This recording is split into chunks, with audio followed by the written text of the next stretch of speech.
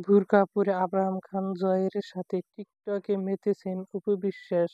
বুরকার সকল মা-বোনদের শালীনতা বজায় রাখার উদ্দেশ্যে বুরকা তৈরি করা হলেও তার অপব্যবহার করেন অপু বিশ্বাস। ঠিক এমন একটা সমালোচনায় দেখে মুখোমুখি হয়েছে এই নায়িকা।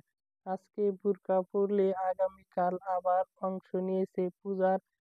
ঠিক এভাবেই চলছে অপু বিশ্বাসের দিনকাল। তার এমন কর্মে নেটাকামিরা একাধিক অভিযোগ তুলেছেন। তা কোনো মাথাব্যথা নেই অপুর। উদ্দেশ্য ভালো হোক কিংবা খারাপ, নিজ লক্ষ্যে পৌঁছানোর আগ মুহূর্তে পেছনে ফিরে তাকান না অপু বিশ্বাস। বিস্তারিত জানতে